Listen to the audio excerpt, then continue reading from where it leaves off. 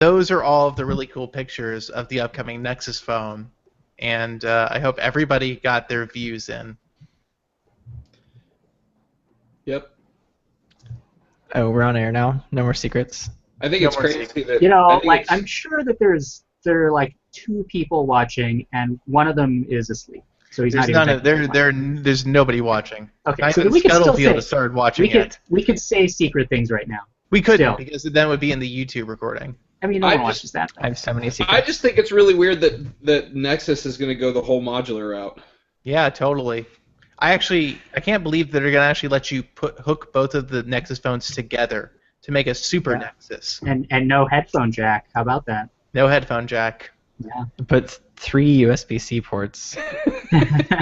Yeah, two on the bottom and 1 on the top, so that way you can charge it like at either end. If you can even take charge it away at one both port, ends, and it charges twice as fast. you gotta add 2 redundant ports to make up for the one my that you God. took away. What does Artem want? Your soul? No, I don't really care about that right now. Okay. Well, we found the 2 people, by the way. It's Scuttlefield and AP Cody. They were the ones watching, the 2 people. Nice. Which one of you were sleeping? If I could connect to chat, that would be great. Yeah, it would be great.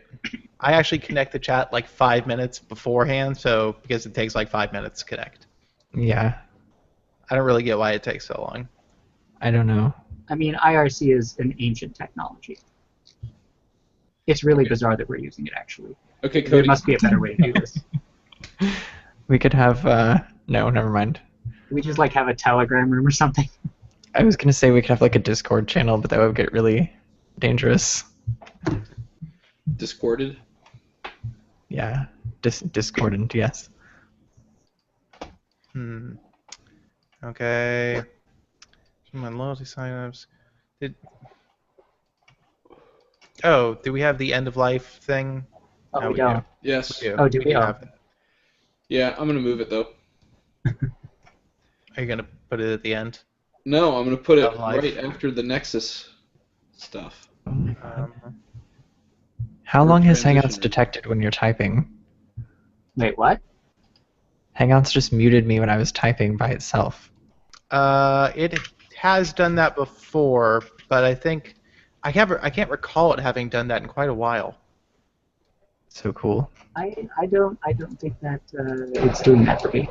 Yeah, It's real. I remember it being a thing a long time ago, and maybe it was only on Chrome OS or something that it wanted to do. I don't remember, but I remember that being a thing. We're already late. I'm sorry. I'm on Safari, don't tell anybody. We got PlayStation Voo in there. Let's put PlayStation Voo. Voo, Voodoo, you do. Oh, I had it on there and I took it off because I thought it sounded stupid. PlayStation View is actually kind of cool. I don't know if I'm ready to sign up for it because I don't have PlayStation. Well, but I think the reason. So obviously, I don't play video games like ever, but because I only point that out because the next statement is going to make that really obvious. I looked at the article thinking that it was saying PlayStation Vita app is going to be available, and with Cast enabled. So I was thinking it was like I was thinking it was just like some way you could play like really cool games on your phone and so Cast. you put your expectations way up here. Yeah, that and, would require Sony to be run by intelligent human beings who know what consumers want. And I can guarantee you right now they do not, because I've been using this phone, and it is upsetting. and then we've got ADW. So obviously, when I read the article, I was like, "Well, this is stupid." We've got ADW launcher, which we can totally talk about. Yes. Liam can recuse himself from that conversation as the competition. ADW launcher is like Nova launcher, but with drugs. And it's hard to tell if the drugs are good or bad. It's like it is a weird fusion of Nova and Action Launcher. Yeah, It it's kind of really does both weird. things. Like, I don't want to use it, but it's kind of fun just to poke around and see what's going on. Like, because the animations are borderline weird. They're crazy. There's so many colors. We have so much other news. The other It news is is the LSD of launchers. Okay, that's probably enough stuff for now. We can talk that's about great. OnePlus 3 forever. Do we so the two that I wasn't as overly sure about are the other news ones, the Motorola Design Chief and Yeah, we can talk about that. It's always and fun to kind of. and the Huawei OS. It's always fun to not at all bash on Motorola for no reason. Okay, I'm gonna start recording and test. Okay, we are good to go, I think. I have to do the pre-roll for the advertisement this week, which I haven't thought of what I'm going to say yet. Is it not the same person? It's not. It's something else this week, Ryan. Thank you What? for asking about our esteemed sponsor. What? Okay. Yeah. Okay. Can I sponsor the podcast one episode? And it's just me like sitting here for 30 seconds. This week's podcast is brought to you by Liam. Just a picture of me smiling. For 1 minute 30 seconds in the middle of the show. Total silence. This is really awkward for the audio list. Oh, man. Okay. It has to stay in for the audio version too. All right. Serious. Okay.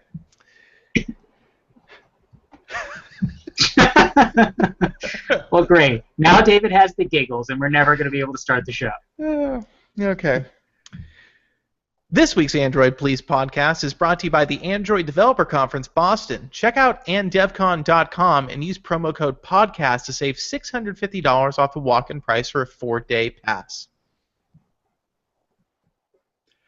Welcome to the Android Police Podcast, your weekly audio source for all things Android. It is Thursday, June 23rd, 2016. I'm your host, Matthew Smith. I'm David Ruddick. I'm Liam Sprathlin. I'm Ryan Whitmore. So, guys, we have Nexus news. We haven't had Nexus news, I feel like, in several months on this show. It's been 2 months. There's been a Nexus dry spell, without a doubt. 2 months. But this week, the spell is over. We have Sailfish, which is, of course, the smaller of the two upcoming Nexus devices that are rumored, built by HTC and coming soon to a theater near you. But also, we have specs, so reported specs that we are going to share and discuss and banter about. Specifically, specifications. Specifically, specs. That should be a title of a podcast. Specifically, specifications. Is that not the name of the XDA podcast? Ooh. Cold as ice. Anyway, so we have some specifications for the Sailfish Nexus, which some people are at this point kind of naming as the true Nexus 5 successor, whatever that means, because the Nexus 5X wasn't a 5X or 5 successor. So hold on. That's a train of thought that I'd like to come back to. Yeah. So 5-inch display, 1080p, unknown quad-core processor. We're not sure what it is at this point. 4 gigabytes of RAM, possibly 32 gigabytes of storage. We're not sure if that's the base tier storage or if that's an option or what options there's going to be. 12 megapixel rear camera, 8 megapixel front camera for that maximum selfie-ness, and a 2770 milliamp hour battery. Rear-mounted fingerprint scanner, just like the current Nexuses.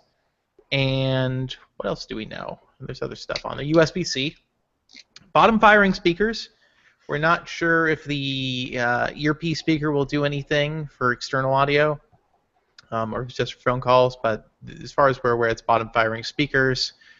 And it has a headphone jack, which is good, obviously. And that kind of, I think, that rounds out most of what we know. It's made by HTC, so that's kind of important. It is kind of important. So if you were thinking about buying an HTC 10, you might want to maybe consider not doing that. I mean, maybe. The thing is, we still don't know if these are going to even have the HTC logo on them. We're very confident they are made by HTC. I mean, that would be weird to not have HTC's name on them. Why would HTC agree to that?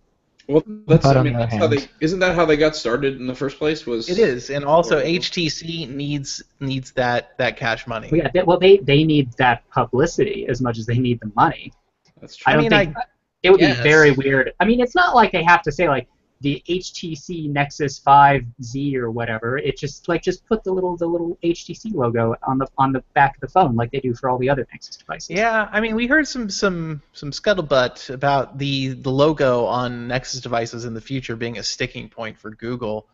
So whether or not that's true, I mean, I don't have anything else to go on. Obviously there's a report of the information saying that Google wanted to, make the Nexus brand more prominent, or Google hardware to be more prominently I featured mean, in Nexus manufacturer is in partner giant devices. letters on the back of the phone. I don't know how much more prominent it's going to get. Yeah, I mean, I well, think you it's might be just. surprised. I guess it's So the idea that Nexus is no longer this thing, this product that is meant to showcase partners, as it is to showcase Google. And having I another mean, company's name on there takes away from that, maybe? it might also be a useful way to keep partners afloat if they're having financial difficulties, like HTC. Yeah, yeah. I mean, there's always that kind of theory going around. I mean, there was that when they bought Motorola, even that Yeah, I Motorola mean was dying and Google had to not like save them. it's not in Google's interest to have the number of Android partners dwindle because they don't. I mean, they don't want Samsung to have so much power that they get to dictate how the platform works. Yeah, I like I said, we don't know what the branding situation is, but I can say that we are very confident that HTC. Here's what I can say: we're very confident about. Very confident that HTC is making it, and we're very confident that there's a second phone, codenamed Marlin. We're not sure of the screen size on that one yet. If we get information, we'll make it available. And we're very confident about the rear-mounted fingerprint rear-mounted fingerprint scanner. And those are probably the main things right I now. wonder, since HTC is making it and it's supposed to have a bottom-firing speaker, if it'll have like the same kind of setup as the HTC 10, like where. Yeah, I don't know. That's an Oh, interesting point, and that's possible, I think. But I guess it depends on how cheap Google wants to make it and what parts they're using. So, are we thinking it's going to be the same situation as last year, where this is like the less expensive phone, and then the other one will be like the high-end flagship Nexus? I think this might be even cheaper than the 5X was, because the 5X debuted at what? How much was it? $379? I don't remember. Maybe that sounds right. So I think it was more than the Nexus 5 debuted at, I think. Yeah, so I would not be surprised if Google's saying, okay, let's give a little more, because a lot of people complained when the 5X and 6P came out. I mean, the price on the 5X came down quickly too. It did, and I think, well, a lot of people said initially, like, the prices are too close on these phones for the 32 gigabyte versions. Like, why would I buy a 32 gigabyte 5X when for $70 more I get the obviously better 6P?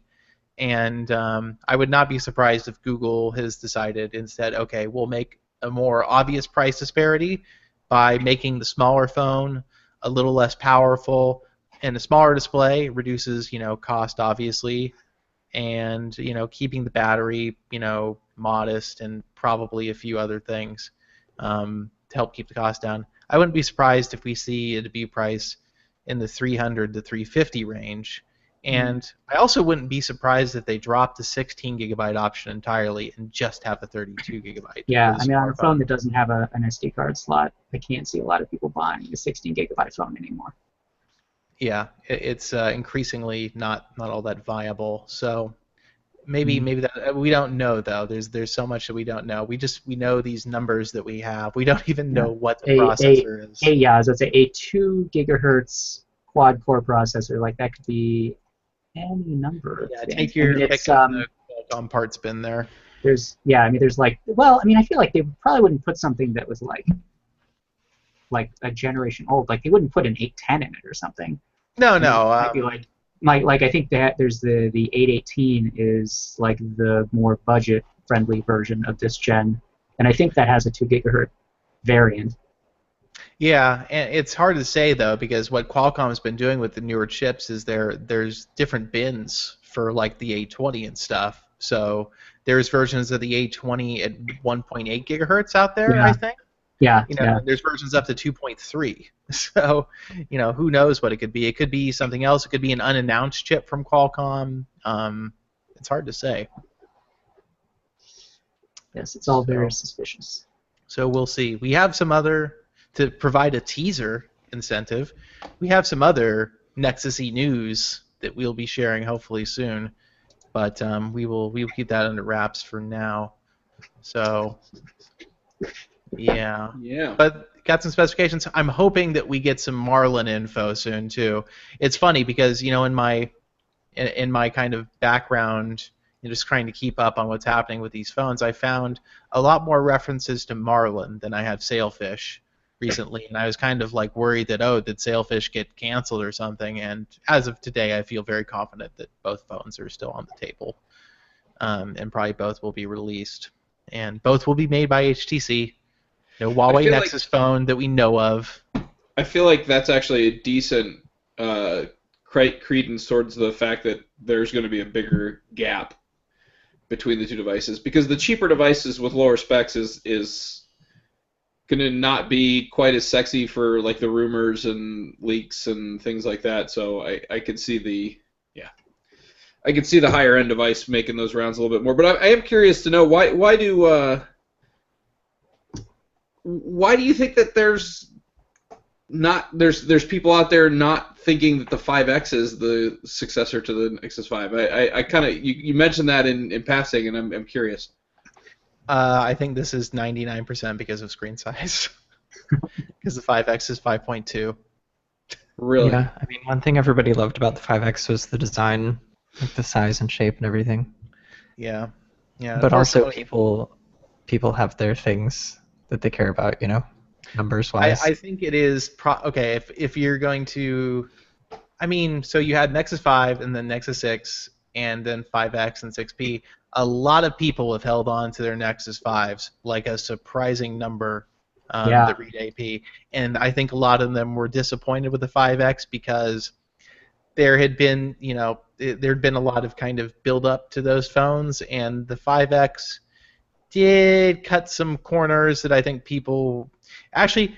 I would say the 5X was a perfect successor to the 5 because it was compromised in several ways, and much like the Nexus 5 was, the Nexus 5 had crappy battery life. The camera wasn't very good.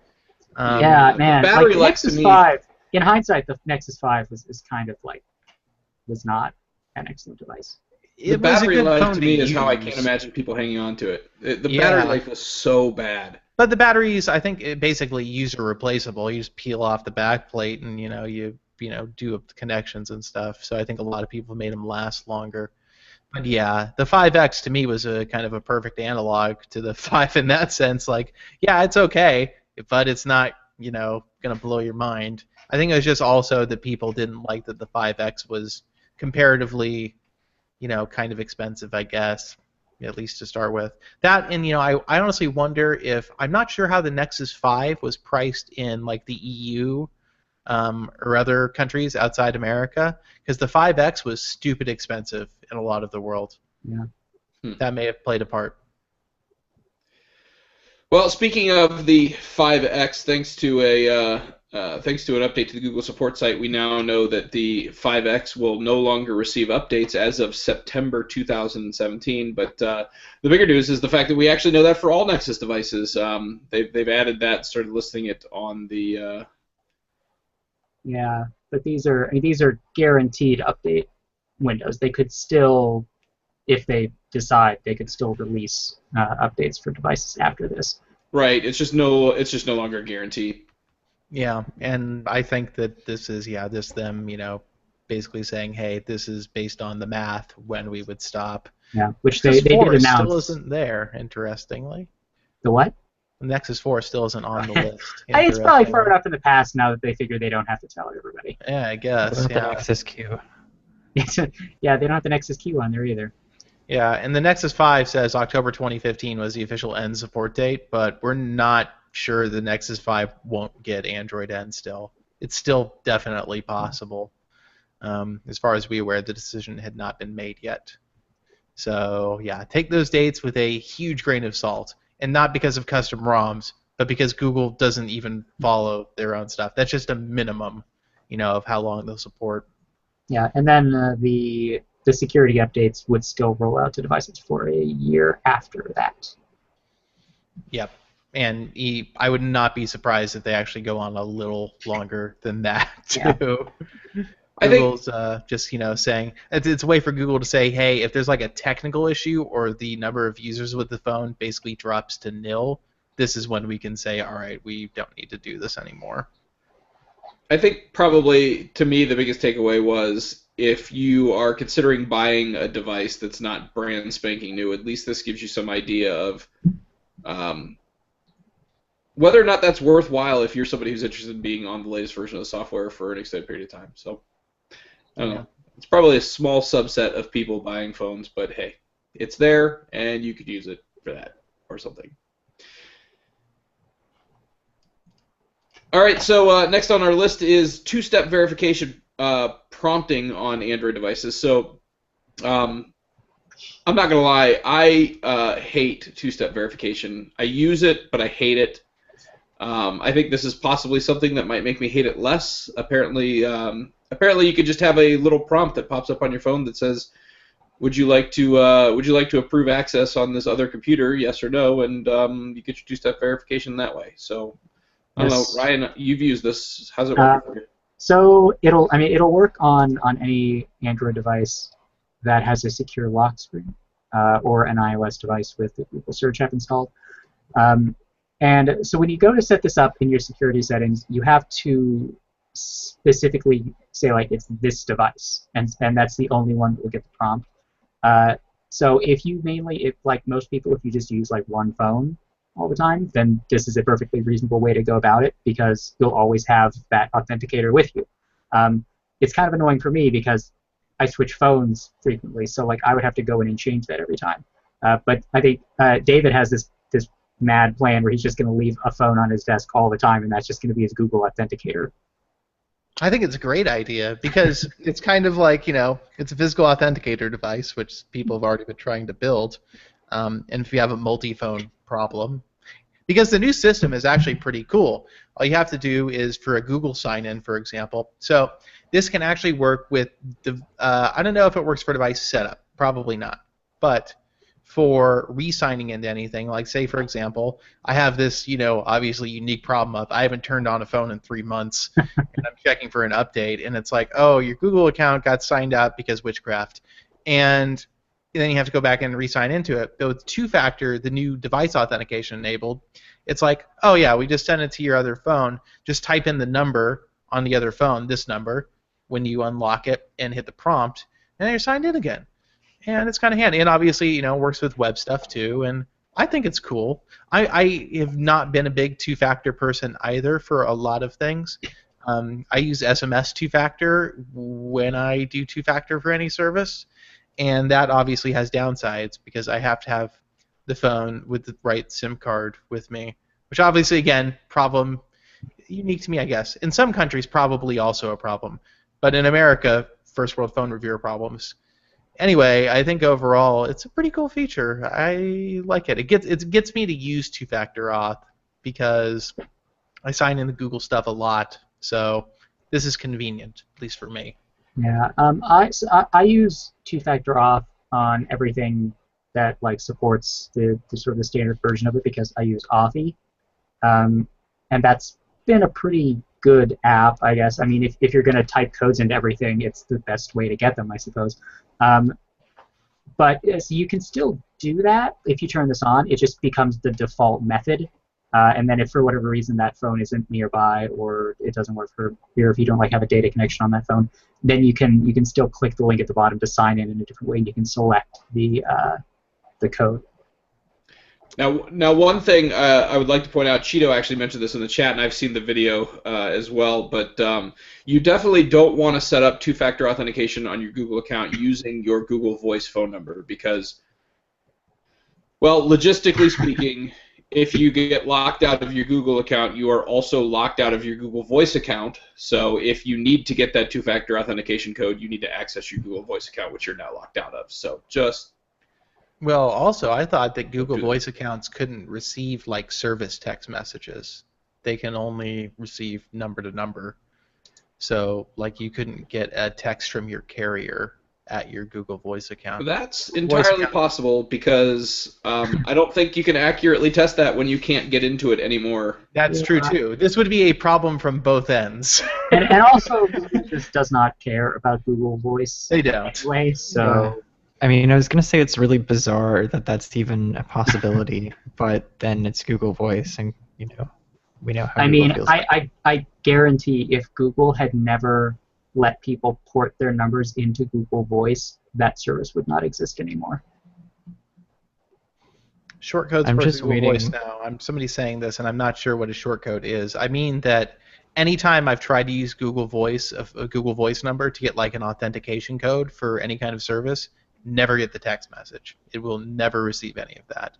But I haven't tried in probably over a year, so maybe it's changed. I'm still waiting for Google to kill voice eventually. Yeah, I don't use my Google Voice number for anything anymore because of the fact that I know eventually it will die. Yeah. Just on death watch. All right, so our last little bit of Code Google news this week. The beta channel for Chrome OS updated this week to, I believe, version 53, which allows Android apps to run on your Chrome OS device, which, of course, we knew was coming as of Google I/O. So it's rolled out, at least on the beta channel. I don't think it hasn't rolled out on the... It's dev, isn't it? It's dev. I'm sorry, the dev channel. And it's only on the Flip right now. Yes, it is still only on the Flip. Which is upsetting people. Yeah. It's because the Flip is the only ARM device of the three initial ones they announced. I guarantee that's what it is. You happen to have a Flip and you were playing with this. So I do. So we're hoping to do a video with it. But so let me tell you this story. So we're hoping to make a video. We ordered our video person Facundo a Chromebook Flip to use for this purpose, and he set it up initially, and for whatever reason, he was having a problem, and so he reset the Chromebook, which is factory reset for Chromebooks, which erases basically nothing. It just signs out your Google account. And he signed back in, and then he tried to open the Play Store, and it's like, oh, you're signed in. And it's like, no, but you're not signed in. But you're signed in. But not really, because you can't do anything. And so he tried to switch back to the beta channel and then back to the dev channel. And apparently they released an update of the Chromebook Flip last night on the dev channel that is causing all sorts of weirdness now. It also makes a change where your Chrome apps are labeled with a little superscript icon to show that they're Chrome apps and not Android apps, which is good. But yeah, it's causing all kinds of weird issues. The first release, when it came out, that worked mostly, and that was what I was using. I haven't used it since the new update because honestly I don't really have much use for a Chromebook right now. It's for certain things it's going to be good. If you want to watch full screen videos through certain services that you know you're going to automatically be signed into, like Netflix or Hulu or through your Plex server or something like that, it's really good for that because you just open the app and you go. No dealing with sign-ins or anything like that after you're logged into the app, and it feels like an app, and the touchscreen functions work like they should, which for a convertible device like the Chromebook Flip is what you want when you're watching videos usually, because using the trackpad's kind of a bummer. It's great for mobile gaming, so if you play a lot of mobile games, obviously if you have a touchscreen laptop and you're playing games that are designed for a smartphone or a tablet, you'd probably want to use touchscreen at least a good portion of the time. And so it's good for that. Limitations, well, the first limitation comes that any app that requires a piece of hardware that the Chromebook doesn't have obviously won't install. So if it requires GPS, fine-grained location, if it requires mobile data, if it requires telephony or SMS, if it requires a rear camera or two cameras, none of that stuff will work. And And even then, it's a dev release, so there's some bugs.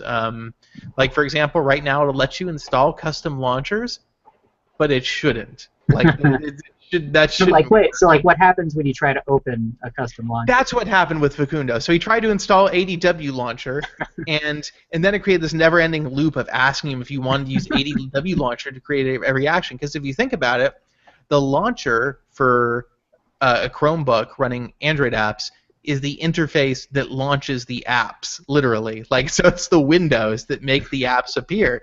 And so if you try to set a custom launcher, there's no interface for this. And so it caused some weirdness, and he had to reset. But anyway, yeah, I installed the Google Now launcher on mine. So don't do that. Don't do that. That could cause a problem. I installed the Google Now launcher on mine, and it was okay. After a reboot, it wasn't a problem. But yeah, there's other weirdness right now because it's based on Android M. They eventually want to base it on N, and so there's some other limitations right now. Like you can't have a video playing and then foreground another app because the video will then stop. Because okay, so that's what I was going to ask though. Does anything foreground, or is it just video that it doesn't understand, or background? Like, can you like have a Twitter client open and like minimize it and still get? Okay, stuff? so that's a good question. The app has to be written in such a way that in Android it would behave that way. Where if it was a split screen task, it would update on its own without being the focus. So like most apps are not written that way. So like if a dev updates for like end split screen stuff, then maybe it would do that. The apps again have to be written for that. So the idea would have to be the apps would then have to know that there's this activity, this mode where you can have more than one app up on the screen. So like in the chat, Scuttlefield was saying he wanted this for Talon. So that probably would not ever refresh in the background. I mean, it wouldn't know how to wake up and like grab new data. It could grab notifications theoretically, and that does work for some apps, but not all right now. But it wouldn't give you a live update probably until you refocused on it. So that's because that's the way Android works right now, obviously. So developers never had to consider this situation where why would I update my app's interface when my app isn't foregrounded? It wouldn't make sense. It would be a waste of system resources, and Android itself probably doesn't like apps to do that. But now it does because it has split screen. So yeah, there's other weirdness too. So a lot of people, for example, are like, so can you run Firefox on Chrome OS now? Yes, mostly. So Chrome OS is interesting because it's the operating system is essentially a big shell for a browser, and so certain browser functions are mapped to like system keyboard shortcuts.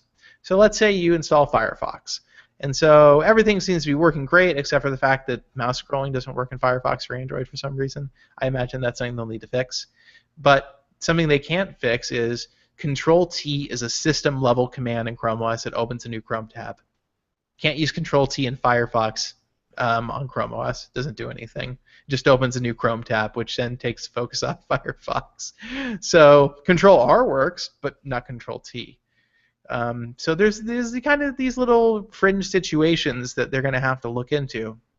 But there's also weird stuff like Android M, which is based on right now. You can't resize any of the windows. You can either be full screen or you can be default Android app window size.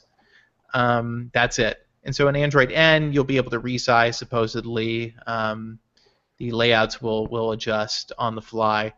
But right now there's all kinds of weird behavior that happens because of this too. So like I was watching a movie in Plex, and in the windowed size for Plex, I'm watching the movie, and I say I want to maximize. Well, when I maximize, the video pauses and actually goes back to where it was when I started the video. Just these weird things that happen. It's a developer release, but it goes to show you that a lot of what needs to be fixed here also comes down to developers and whether or not they'll do this, and that's a big question. Yeah, I wonder.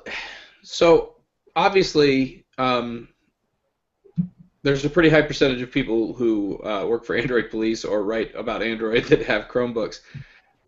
Do we have any idea what type of market penetration this even has? Well, Chromebooks are huge in schools. They're That's massive true. in schools. And That's true. My son has to get actually. Yeah, and school administrators can disable the Play Store, so which I'm sure that's what they'll do. Yeah, I imagine. I mean, I know a couple of people who have Chromebooks, like regular people. I mean, I know a lot of it's relatives the who have sort of thing Chromebooks. that people can buy like as an extra computer to have around the house because you can get one for $300. That's pretty good. Yeah, I would say that a Chromebook is great for the person who does not use their computer professionally. It has most of what everybody needs in that sense. It's a computer I get for my mom. Not to put down my mom, just to say that like she's not using a computer for her job. She's mostly on the internet, on Facebook, and sometimes playing games. And once you have the Play Store, then you're pretty well covered. Although I do use my Chromebook for work sometimes, but I'm a special case, I suppose. I have other computers. Like if you buy a Chromebook to be your main computer, then you could really just be the kind of person who goes on Facebook. Like you could get Yeah. by with just a Chromebook. Yeah. So that's how they work for now. The apps on the Chromebooks, and I think there's a lot of evolution that has to happen. This is, I wouldn't say proof of concept because some of it is very usable for gaming and stuff. It totally works, and actually because of the fact that even though the Chromebook Flip, for example, has a crappy quad-core Rockchip ARM processor in it with just a Mali GPU, the fact that it doesn't need to throttle at all because there's no heat dissipation issue. It makes it run very smoothly. Everything's very consistent. And touch response on the screen is good too. Probably also helps that it's, I think, 1280 by 768. So there's not a lot of pixels to render. But yeah. All right. David, do we have a recorded spot this week? We do. And I'm going to go ahead and play that spot. Let's play that spot because we have a sponsor this week and we need to shout out to them. That sweet spot footage.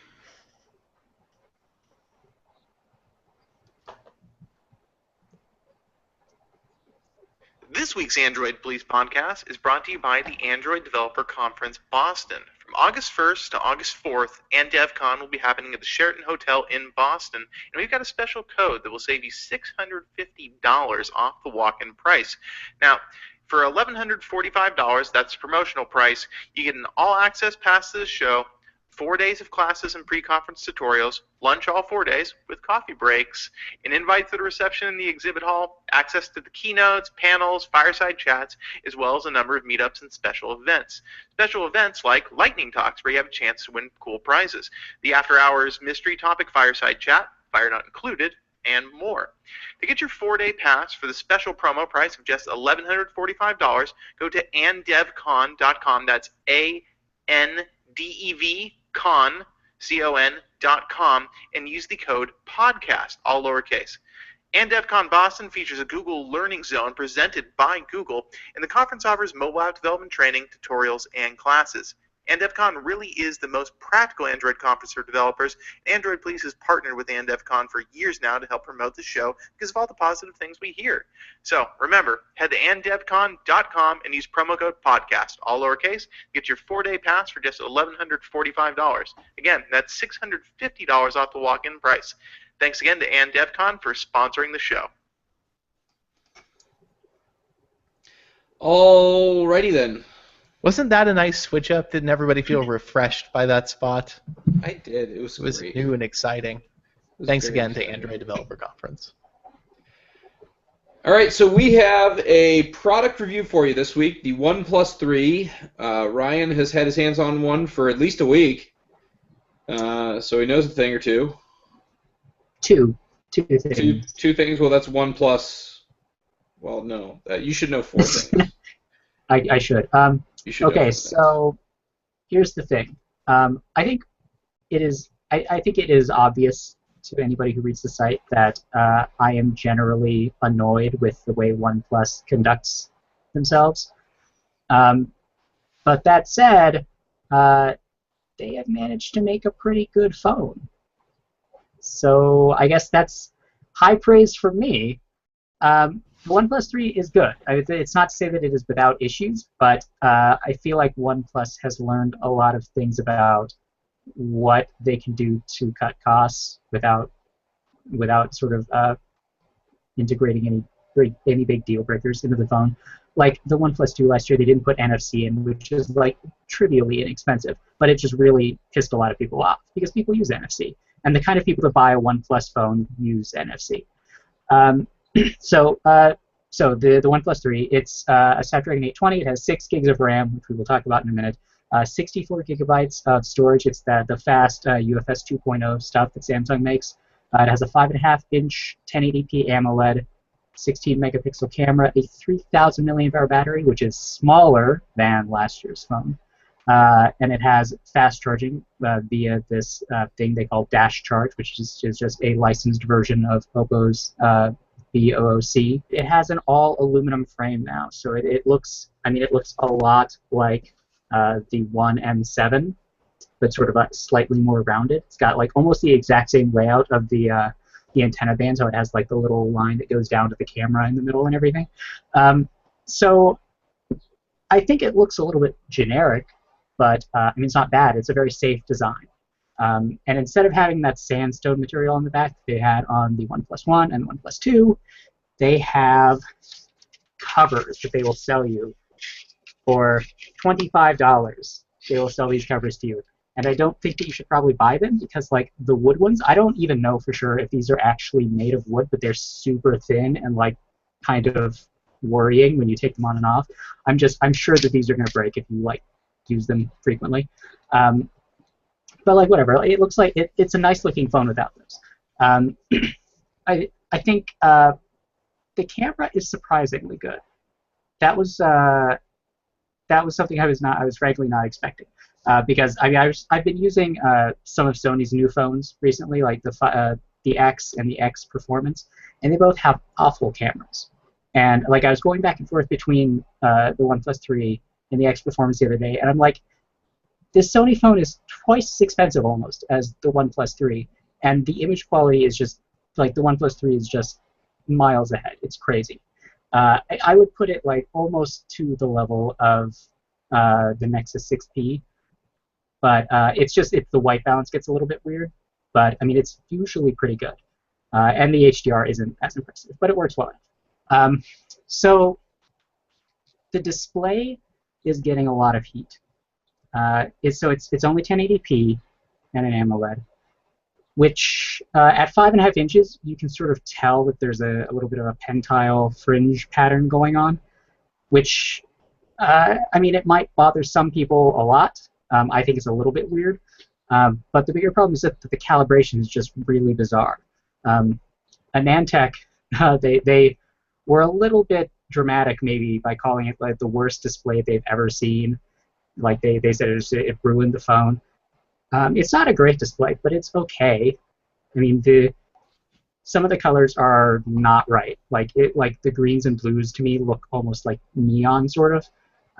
And just in general, the display is way too cold. It's got a color temperature slider in the settings, and when you take it out of the box, it's like obviously blue. Even if you don't have another phone to look at, it's just like why is the screen blue? And if you slide the color temperature thing all the way over to the warm side, it looks okay. I don't know why that's not the default calibration. It's bizarre. Let's see. Okay, so. The charging situation, people are probably aware of this now. You can only use Dash Charge with OnePlus's included accessories because it has heat dissipation and voltage stuff in the adapter and the cord. So that's obviously really fast. It'll charge the entire phone in like an hour.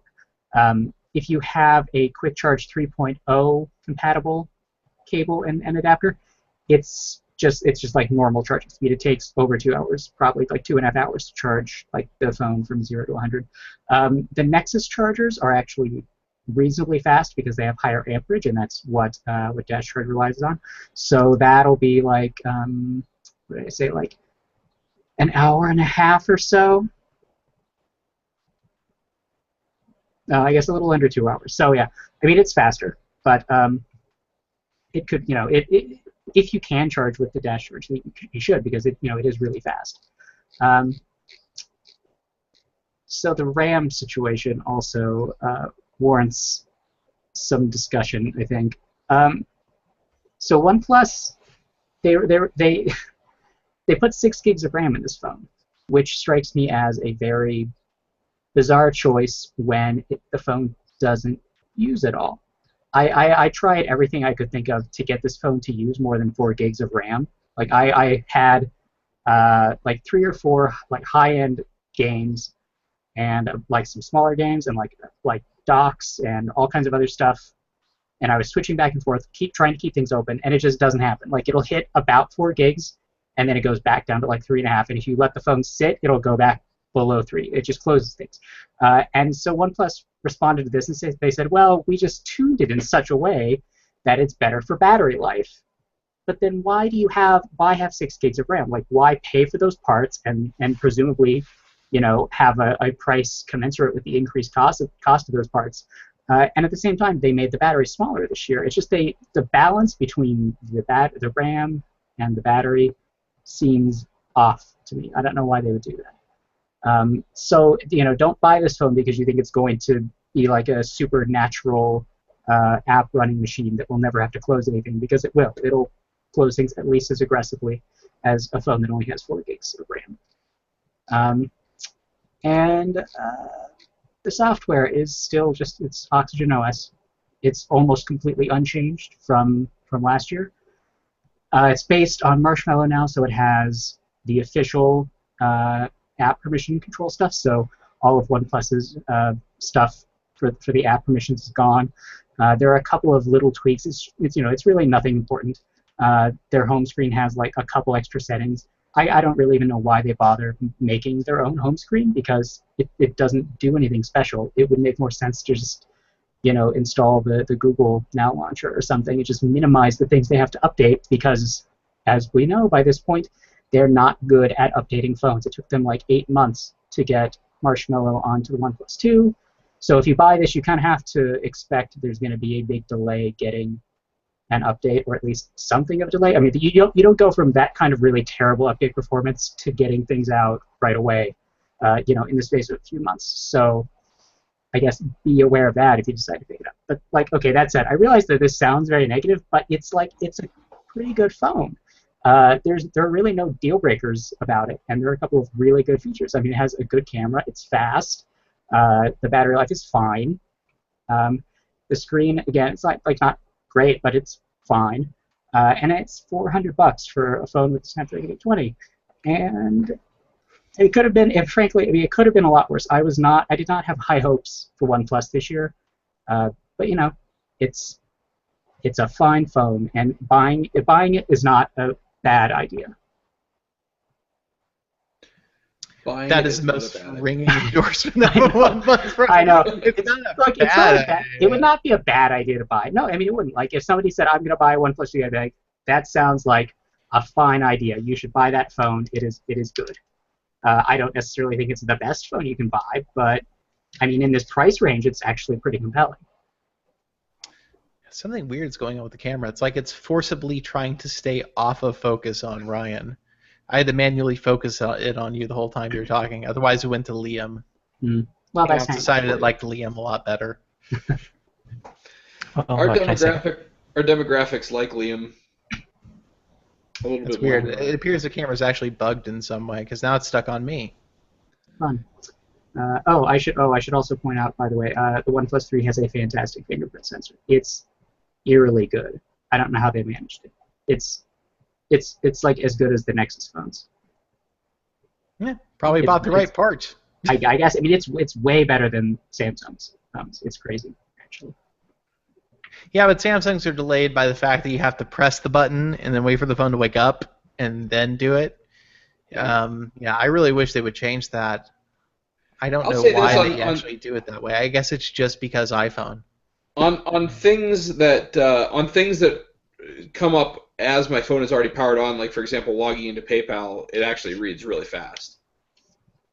But it also forgets my fingerprint like once every 3 months, and I have to reprogram the entire damn thing. Yeah, So. I feel like it's too sensitive to changes in your ridges of your fingerprint, as like your skin, Huh. sheds. I've never had Samsung's phones like just forget my fingerprint. I've noticed that it is very touchy about like the angle that you position your finger. Like if it learns it in one direction and you touch it from like a slightly different angle, it's just sort of like, nah, that doesn't look right. Yeah, I wouldn't say it forgets so much as it becomes much more crotchety over time. Just like Yeah. Yeah, it's like it like doesn't that's one want of your the that's one of the things about the OnePlus 3 is like after I put in my fingerprints, like it doesn't matter what angle I try touch the sensor, it always reads right away. I would guess they're using the Nexus imprint Yeah, I mean implementation. it might be the same part, but I mean yeah, I mean it's really good, and but they have the bizarre capacitive buttons.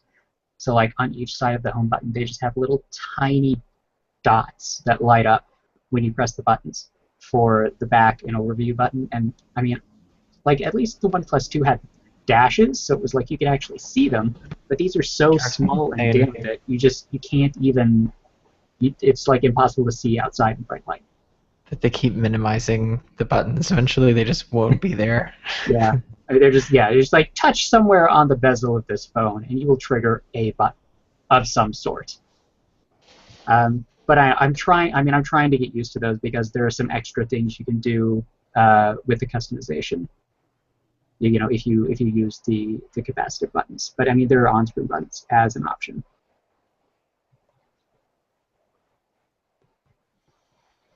All right. So Ryan's ringing endorsement is it's not the worst idea. Yeah, well, I mean, it's a good phone. I endorse the idea of buying it, but if you buy it and it takes 8 months to get Android N, just remember I told you so.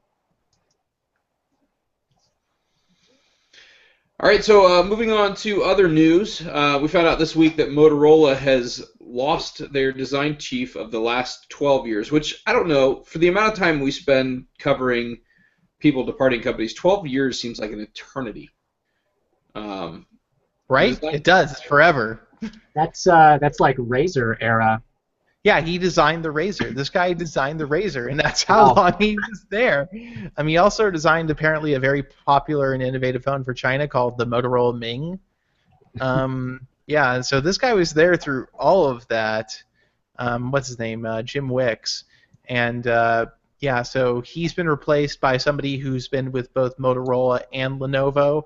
I think this guy, Ruben Castano, was heading up Lenovo's mobile business group design studio in Portugal, but had previously been a designer for Moto, or a designer for Moto now, or had been done both or something. Anyway, that's his replacement. So Wicks joins Rick Osterloh in terms of having left Motorola. He's actually going to be a professor at some university to help. He's going to be a chair for some design school, but. Yeah, so this is apparently, at least according to Cranes of Chicago, it was Jim Wicks, Rick Osterloh, and I am going to absolutely butcher the pronunciation of this, Iqbal Arshad, were the kind of the triumvirate of the new Motorola, with Wicks doing design, Osterloh doing business, and Arshad doing engineering. And so Wicks and Osterloh are gone. Arshad's still there. I think Jim Wicks was at the launch for the Moto Z. I was trying to tell from his picture if that was who I saw at the Q&A, exec Q&A. I think it is. So it seems like kind of an exodus from Motorola. It seems like he stuck around, until the new product launch was finished, or been announced at least, and called it a day. 12 years is a long time to stay at a tech company. That's a really long time. Yeah. And like, can I just say, I looked up the Motorola Ming, and I remember this phone. It's super crazy looking. People should look. It's like a flip phone, sort of, but like it's got like a little touch screen and like the top is just like a translucent like clamshell deal. It's got a stylus. Oh, I remember this too. I never actually bothered to look up a picture of it. Yeah, it is a very interesting device. Yeah, apparently it was a big deal at the time. So yeah. Yes, I recall this phone. I think it was one of those things that I would drool over, like, I would really like this phone, but I don't want to like spend $800 importing it. Oh my God, $800 for that functionality. That's insane to me.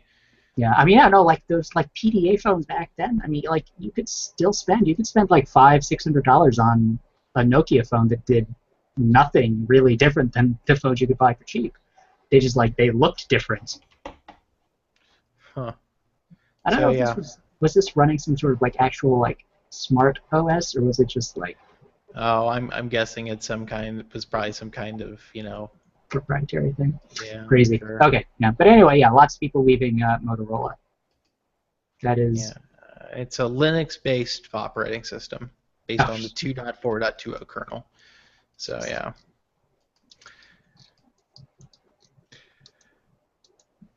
I'm just trying to come up with a way to make a John Wick reference here, and I can't come up with it. So I guess he will stay. Underrated film. I guess he will stay out of this line of work as long as nothing happens to his dog. Oh, why would you bring up that part of the movie? That's the worst part. Yeah. Getting emotional about that stupid dog. Seriously though, who starts a movie that way? Seriously though, seriously underrated movie though. It was really a very entertaining Keanu Reeves movie. Very good movie. All right, so let's move on to ADW Launcher 2.0, which if you are a reader of the site, you probably noticed we had some codes to give away this week. So 100 people got codes for ADW Launcher 2.0, and it is out 5 years after the original ADW. I guess now we just need a new Launcher Pro version, and the cycle will be complete. The update is coming, I believe. Eventually. One day.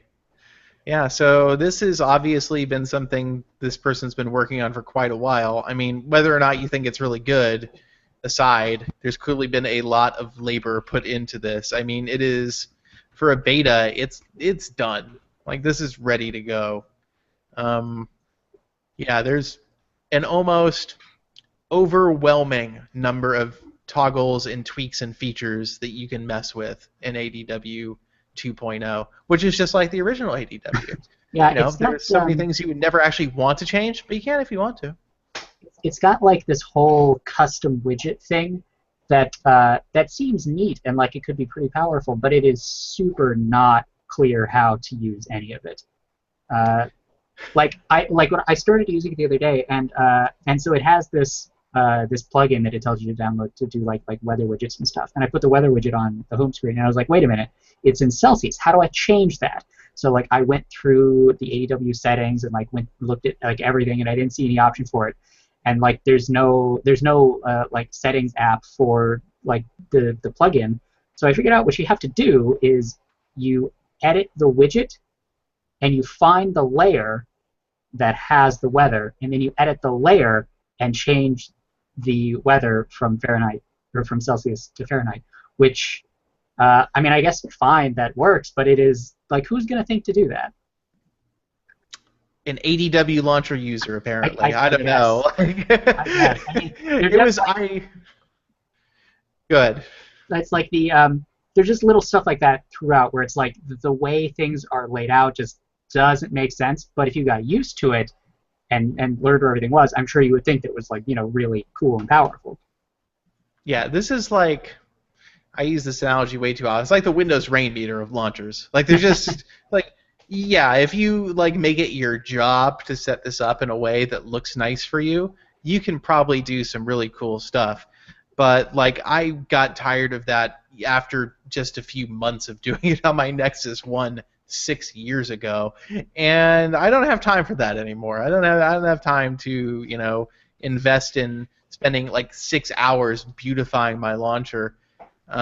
It just doesn't really make much sense to me. But for the right person, I think that this is I think it's an interesting thing to play with. Like, playing with it was kind of cool and nostalgic because, like, oh man, there's so many things that I feel like I remember from the original ADW launcher. They're still influencing the way this works, like the multiple app drawers, categories and stuff. But I don't really have much of a use for those anymore. I've kind of, simplified my user flow on my smartphone to the extent that most of what I do doesn't need this anymore. Yeah. See, the thing is, like, I mean, my use case again is weird. I switch phones a lot, so I hate having a lot of things to set up when I get into a new phone. Like but Ryan, you can use ADW backups.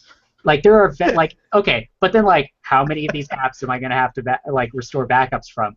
Like it's gonna take ages. So I mean, I like apps and launchers that sort of just that look the way they're supposed to look without a ton of effort, and this just seems like it's going to take a lot of effort to make it look the way I want every time.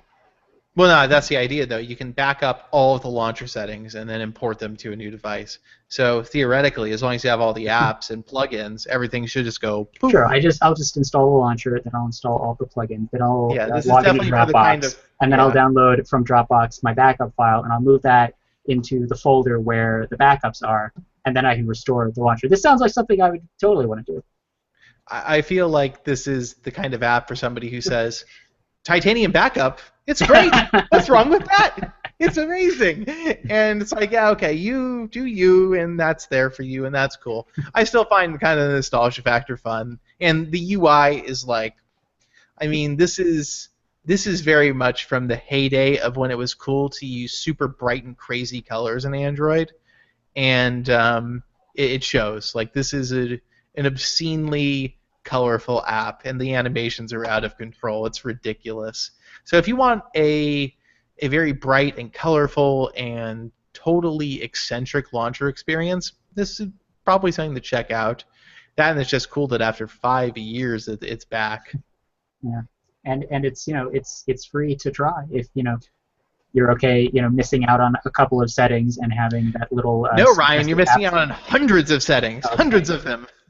And by hundreds, I mean 80 different ways to transition from different screens. Yeah, if you need more than 3 transitions, then you're going to have to upgrade to the full version.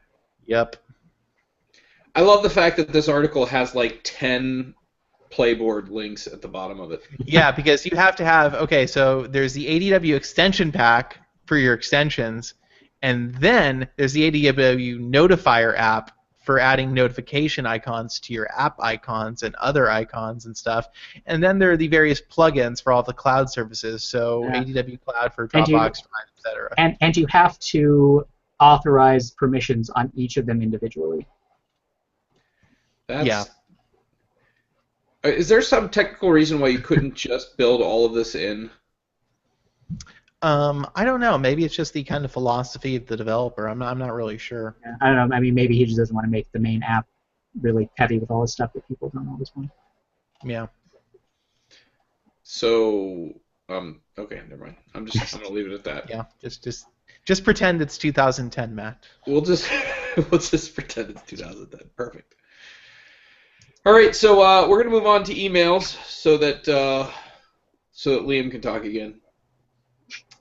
And our first email is from Kyle. Kyle wonders why manufacturers do not replace the 3.5mm headphone jack with a second USB Type-C port, maybe on the top, because adding 2 ports would allow us to charge the phone while doing other things, and adapters are stupid. So, as a designer, from my perspective, if I were making a device and my goal was to remove the 3.5mm jack, I can't really think of any reason I would be doing that other than to simplify the design or satisfy a technical requirement. So I probably wouldn't make a design that removes one port to add a duplicate of another port. Yeah, that's just me.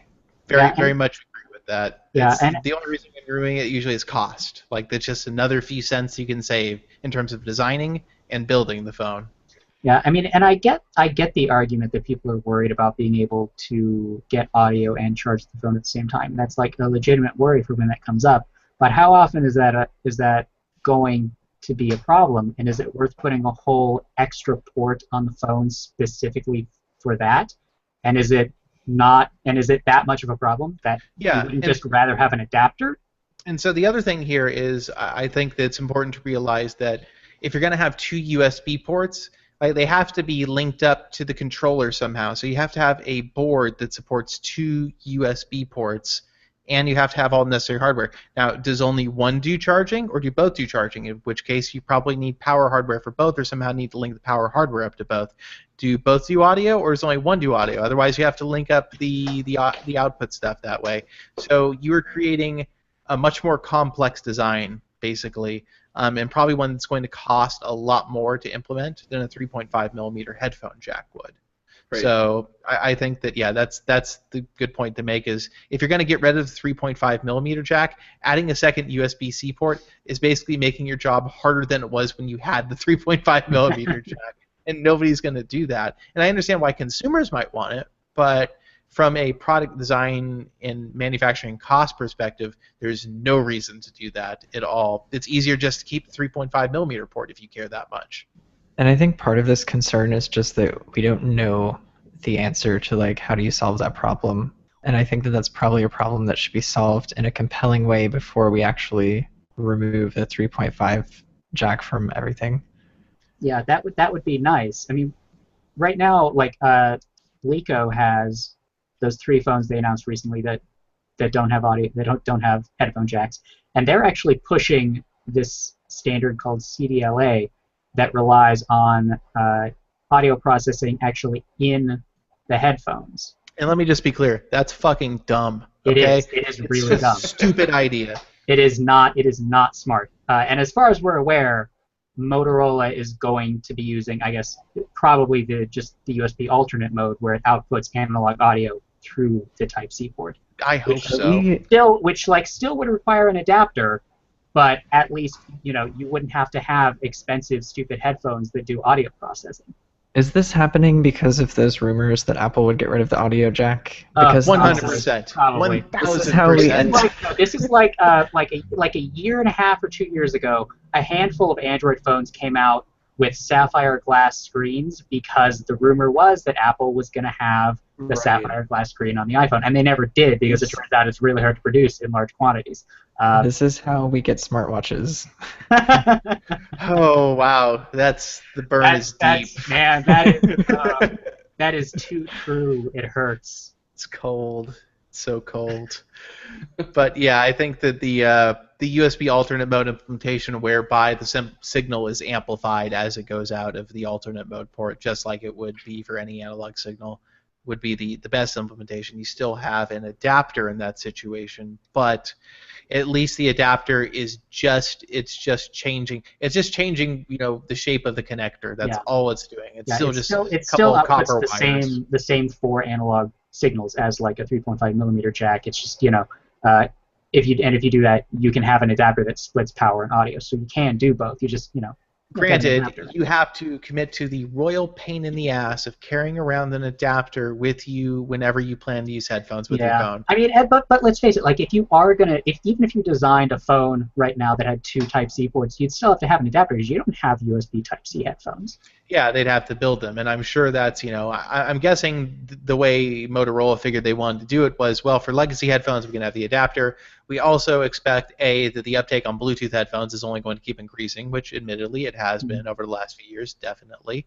And then I think they probably expect that if Apple drops the 3.5 jack, that there will probably be headphones out there that have the DACs and amps in them that will have USB-C to Lightning adapters, probably, and so that they can kind of hop onto that potentially. Because at the end of the day, when you're transmitting audio, digital signal, there isn't a whole lot of difference. It's just about the sampling rate and the frequency response and the bit depth and everything.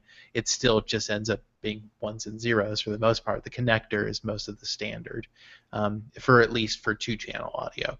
So it wouldn't be a big deal to just have something that changes the shape of the connector for USB-C, because all of the magic for a headphone like that is happening after it goes out of the port, and then it's happening inside the headphone. So I guess from a market standpoint, if Motorola anticipates there's going to be a surge of headphones that have DACs and amps in them that take in digital audio signal and then convert it and amplify it themselves, that their phone would be better suited to work with those products. I just really hope that doesn't happen. Yeah, I mean, I'm betting. I really thought that Apple wouldn't do that, but now that everybody else is doing it, I'm thinking like maybe it is going to happen. Who knows? Apple's also included headphones with all their phones they've released, so Yeah. maybe I think it makes more sense if they intend on providing some type of, whether it be Bluetooth or something. I'm sure Apple would love to sell everybody new earbuds for $49. Well, I don't think they'll sell them. I think they'll include them in the box for iPhone 7 buyers and say, "Here are your Lightning headphones. Aren't they outstanding?" But they'll have nicer ones that you can buy. Oh, I'm sure. And the cable will like unfurl in a month, and you'll have to go to the Apple store and pay $70. No, like they'll include the cheap, crappy ones that you can buy replacements of for $19. And then, like, as soon as those break for the fourth time, you'll pony up for the slightly better ones. Oh, not even slightly better. I'm guessing there will be a Beats Lightning earbud and Beats Lightning, goodness. over ears and everything. I mean, it's a good idea because it's a great way to get people to buy more stupid headphones. I mean, it's brilliant marketing, at least. Oh, goodness. Okay. What is that comic about, like, how much pain can we inflict on the user before they give up? How hard can we make it to listen to things on your iPhone before you just don't bother? Before you just buy an Android phone. Oh, wait, they don't have headphone jacks either anymore. I will say that I picked up a pair of Jaybird X2s probably about 6 months ago. And I don't know that I ever want to go back to having wired headsets ever again. Oh yeah, wires suck. Don't get me wrong. I mean, there's just, for me, Yeah, there are other concerns. Yeah. I mean, wire is just, it's an infallible connection to the phone, and you don't have to worry about batteries, and like they're everywhere. You can get something with a 3.5 millimeter plug, at any store, any place. You can get one free for flying on an airplane. Yeah. They're the worst ones ever, by the way. Just so you know. Don't get your expectations up. All right, so our next email is from Marchin, who was kind enough to give us a pronunciation for his name, so that I don't butcher it, because obviously that's very clearly not how I would have pronounced it, because I'm a pro at butchering. But he points out that last week on the show we discussed night mode and how it's much more desirable as an API that can be utilized by apps rather than being something on the operating system for the home screens and whatnot. And he points out that it already is available in an API, and there are several apps, including Medium, that already use it. So and Nova. And Nova, that's right. And you know what's funny? He cites this article by this guy Cody Toombs, who was on the podcast this last week. I feel like he said that. He did. Yeah, thanks for pointing out again, Marcin. It's there's an API for this, but yeah, it's not especially related to the current desire or way they want to do night mode in Android. I'm sure people might actually use that if it also did something to the system UI. Yep. So thank you, but thank you regardless. Now we have some home screens, I believe. Home screens. We're going to start off with Michael, who has shared his Punisher-themed, apparently, home screen here. Okay. We have to have a talk about these icons. I think they're possibly the worst icons I've ever seen. Wait, why are they translucent? Are they translucent? The icons, no, the icons are not translucent. The icons are dried and cracked and upsetting. Wait, they're not see-through at all? No, they're not. They're they're weathered looking. Maybe it's just I'm not looking. I'm looking at. Oh, okay. No, I was looking at it because on the over the Hangouts connection here, it looks more like they're a little bit see-through. Yeah, no, they're just crackly. I appreciate that he's listening to the podcast. That's very nice. Okay, so recommendation 1, get rid of the Punisher wallpaper, Fallout. If you're going to do this icon pack, you got to be Fallout all the way. This is definitely a Fallout icon pack. See, I would go with get rid of the icon pack and keep the wallpaper. Yeah, I don't. Yeah, man. Also, all your widgets need to be crackly too. Yeah, I mean the color of the time and weather really throws me off. Thank you. And compared so to the and wallpaper. he's I doing. can Wait, appreciate. did he say he's doing like he's doing some crazy ROM stuff or something because his Yeah, I can appreciate that that color like at least appears, in the notification tray and on the keyboard's very ample space bar, but it doesn't really match the wallpaper. Very ample It is. It space is bar. That's the title of the episode. A very ample space bar. Look at the size of that Yeah, space bar. man. That is this. So wait, is that just like a system theme on like the Google keyboard, or is that a third-party keyboard of some sort? This Oh, I font don't is know. bizarre I don't too. even know. Yeah, I mean, it's it's hard. hard to It's tell. impossible to tell. It really is something, though. Yeah, I can't. I could not tell you for the life of me. I would. Yeah, I'm still not sure. So yeah, I don't know. I give this like 4 out of 10 mismatched Punisher color palettes. I'm not really. I'll go with 2 out of 7 giant space bars.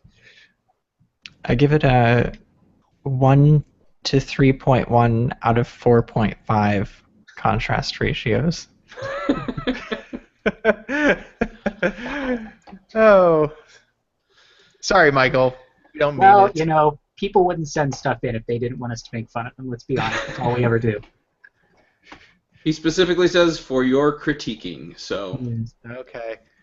was, I want to skip this next one because I don't think it's that interesting, and we won't name names. Let's go down to Zach here. all right. Zach has given us screenshots galore, so we're He gonna. gave us a GIF. Oh my What? goodness. Okay, bonus points right off the bat for All right, having yeah. it. Really? 5 out of 5 GIFs. Yeah. Check out that. It's that like a demo of stuff. how this thing works. So this is using what launcher is this? Oh, So this is a custom ROM. This is Cyanogen mod. I can tell by the battery icon. yeah. Is this Action Launcher maybe? See something. Yeah, I don't know what it is. Action Launcher. It doesn't have the app drawer in the top left corner like. Well, you can turn that off. Can you? The folders look like Nova, Okay. Because of the Nova has overflow swipe positioning. actions on icons, right? and you can do like subgrids. So Okay. That's probably Yeah, that's maybe. probably it. Okay, so this is fun. I like concept home screens. This is Yeah. very much a concept home screen, and I don't. Okay, one thing. Okay, I guess the idea is that everything's a folder in the middle, and so you don't have to, except for the Yeah. Play Store and the camera. And I guess I'm okay with that. I don't understand why you would have a folder with the Google Play Games logo on it. That's basically saying, hey, it's that folder with that shit you never use. Well, It's It's games. a generic games icon, though. okay. So, but no, it's a Google Play thing Games isn't even icon. in there. Yeah, exactly. Right. It's strange. But I mean, they just maybe they just wanted a controller icon. I have to guess, yeah. say, I have complex feelings about icon packs, but I don't mind these. yeah, This these is are fine. okay. It seems mostly okay. I don't like the apps where it's obviously not working right, like the N22 3D bench thing in the drawer there. Yeah, see, that's the thing Um, about icon packs is if you're gonna design like a home screen specifically to like say, look at how this cool concept works, you have to make sure that all of the icons you have on it look right. And if there's an app you really need that doesn't have a good icon, you have to like find some sort of stand-in and manually change it. And given the apps that seem to fit with this theme, I almost think this person is actually making their icons. Like, why would the Kickstarter app, the Kickstarter app looks broken. But Best Buy has an icon in this icon pack, and so does Newegg, which is so I feel random. like there's got it. I know I've seen an icon pack like this. And then I mean- Clash Royale is in there, and there's some other games in there. There's a feel Bible in there. Like, I feel like, and kudos to you if you're making your own icon pack. This seems like That it would may be be a lot of custom. work. There's not like an IO icon and like what else? That thing with the worm. I think usually icon pack, like usually the creators of those are pretty receptive to suggestions, so they probably grow pretty quickly. Yeah, a lot of them have like some ridiculously huge number of icons. Hey Hey, guys, I think there was just an earthquake. Oh, Not sure though. snap. Wow. That's very California. Live there on might the have been an earthquake. You just don't know. Yeah, This is why you tune in to watch live. That was really weird. I couldn't. Maybe it's an earthquake, or maybe my neighbor is jumping a lot. I was just reading a very scary article about earthquakes. I would just like to point out, going back to the home screen, that I like the wallpaper. It's fantastic. Yeah, wallpaper's good too. Yeah, it's Oh yeah, a little isn't- Kyro Ren kind of. It looks like that same guy, the guy who does the facets wallpapers. Maybe. Yeah. It looks like some delicious, sweet trademark infringement, but it's nice trademark infringement or copyright infringement. Excuse me. It's beautiful infringement. It is very, very beautiful. No infringement intended. Okay. I don't own this. I will give this home screen 8 out of 10 faceted examples of copyright infringement. I'm just going to point this out because it bugs me about this wallpaper, is that the icons are supposed to be in a circle, but they're totally not. Yeah, it's kind of like two squares. It's kind of like, yeah, I mean, I get it, it's cool, but it looks just like it's trying too hard to be a circle to me. It's an octagon.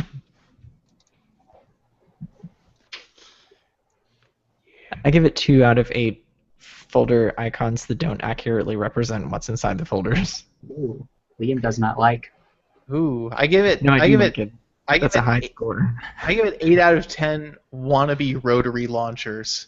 Like this wants to be some kind of rotary launcher mechanism, That's but an it excellent isn't. idea. I would be okay like if you could actually make this a rotary launcher. Yeah, that would be. I'm sure there's a widget someplace. that All would of do your that. apps are in a giant circle, and you like have to turn it all the way to the app. Oh, and it What's that, clicks. what It am I clicks doing? as you turn. What is It that? turns all the way back before it opens the app. What is that app that Artem loves? App Dialer? Is there a rotary mode for that? Oh my god. That would has be- If it's an Dialer in app the that name. Artem loves, it probably like you don't have to ask if it has a certain feature. I mean, I don't think it does, but that'd be pretty great if it did. Okay, I need to look up the USGS.gov. See if there was just an issue here. We need to know. Real-time data. Where's my real-time data? Google, has California fallen into the Pacific yet? I don't. Well, let's see. What was the time code on this? No, that's. I can't tell. That's not right. No, I don't see anything. No earthquakes today. Okay, well, maybe it's just your Monday- neighbor then. Oh wait, hold on. Magnitude 4.5 plus. We should probably end the podcast before I begin my search in earnest here. All right. Well, hey, that sounds like a good idea. So if you have a question, comment, or concern, or even a home screen that you'd like us to critique, you can send them to us at podcast@androidpolice.com. If you have any questions, you can call us at 530-HELLO-AP. That is 530-435-5627. Yes, that phone number still works. You can also find us on Twitter at Android Police and Google Plus and Facebook. Boom! Magnitude 2.9, 4.4 kilometers southwest of Santa Monica in the ocean. Yeah, I think that's what it was. Anyway, this week's Android Police podcast was brought to you by the Android Developer Conference Boston. Check them out at andevcon.com. Use promo code podcast. You'll save $650 off the walk-in price for a 4-day pass. Okay. I feel so how, validated. how come Piper the DJ never emails us anymore or voicemails us? I Whatever. don't know, maybe he died. I guess. Yeah. Oh my god. Should we call the police? Report him Why is missing? that where you go? Report him. Liam, report I'm him in missing. earthquake mode. Anybody could be dead. I'm not He sure. hasn't called the 800 number for a live Android-based podcast in a few weeks. Maybe he's dead. I mean, can you come up with an alternative? Would anybody ever stop once they were in the habit of doing that? that he and Federico Carnales are hanging out somewhere working on. Well, yeah, he's Sure, beta Pro. testing. He's beta testing the new Launcher Pro. Oh, and He's on, like, Cheeto was super giving me the secret earthquake TV. results in the chat. I didn't even notice. Oh, there you go. There's Look at totally an that. earthquake. I just thought somebody was entering the house or entering my apartment really loudly. All right, then. Well, I'm going to go now.